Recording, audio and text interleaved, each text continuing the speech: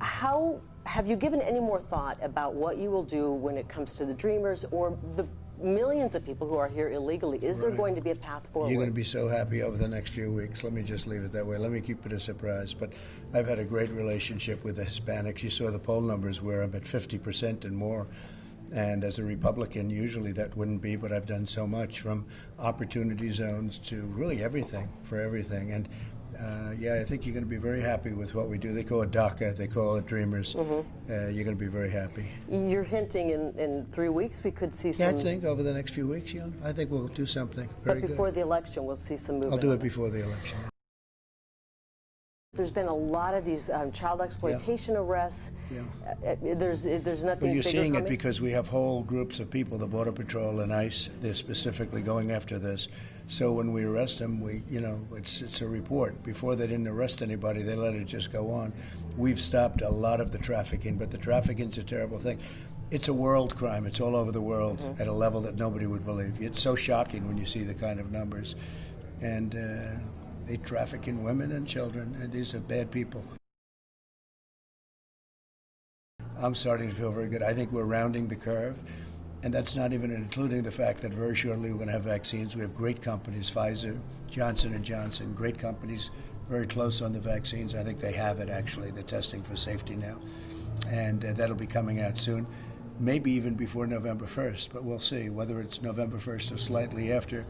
But we have vaccines, we have great therapeutics, remdesivir, and various other drugs that have brought the number, the numbers, if you have it, the numbers are really down in terms of fatality, the fatality case numbers, and they're down to a very low number. So a lot of good things are happening, but I think we're at the final turn, and we're going to be announcing a vaccine very soon. A news article recently, is the United States on the brink of a second civil war? You have all sorts of military intelligence. Is that even remotely possible? No, not even possible. I will say this. Before the Chinese plague, the China plague came in, and it came in strong, and it shouldn't have come in. They shouldn't have allowed it. It hit us in Europe and the rest of the world, 188 countries. We were ready to really get together. The country had the best numbers we've ever had, best unemployment numbers, the best. We had 160 million people employed. We never had anything close to that. And businesses were doing well. Your state had the best year it ever had. But everybody was doing well, and we were ready to make deals. People were calling me, Democrats were calling me that we didn't get along, and everybody was really ready to go. And then we got hit by the China plague. And I will tell you, success is what does it. Now what we're doing, we closed it. We're doing well. We also understand the disease, especially as it pertains to senior citizens, older people, especially if they have heart problems or if they have any kind of a real medical problem. It's really dangerous, and we're watching everybody very closely. But we've learned a lot, and now we're coming back. And I'll tell you, once the vaccine comes out, and it comes out soon, and without the vaccine, but once that vaccine, it really speeds up the process. I think, though, that our country is doing really well in terms of, as soon as we hit that level of success that we had before, which we will next year, we're going to have a tremendous year next year economically. As soon as we hit with the unemployment numbers, I'm going to say today the Hispanic Americans, 3.3 million jobs have been gained in the last 4 months, which is a record. It's incredible what's happening, how fast we're building. As soon as it comes back, I do think you're going to be seeing what I was seeing just before the virus came in.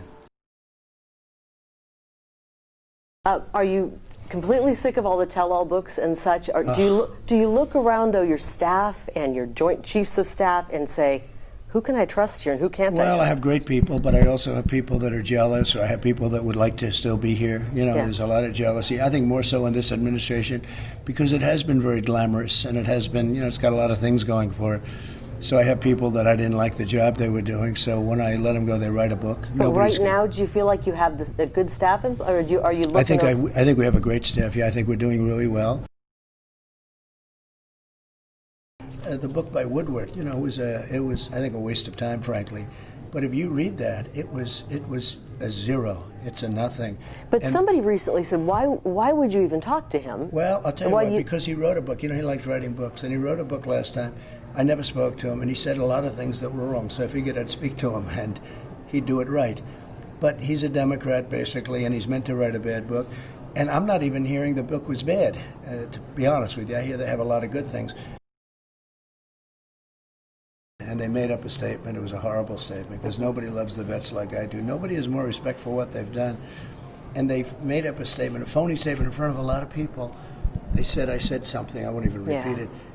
And nobody could say that. It would be impossible. Even the worst person you've ever met couldn't say that.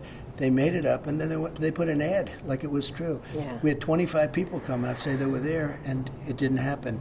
And it never happened. It was a fake, they call it disinformation. Who's getting the ballots? Who's sending the ballots? Is there anything that can be done to make sure we're that in this courts. is... Oh, no, we're in a lot of courts. We were in courts in Are Pennsylvania. you more and we just concerned won. about that massive mail-in ballot? That's ridiculous. Or foreign interference in the election? I think the massive mail-in ballot is much more dangerous. Absolutely.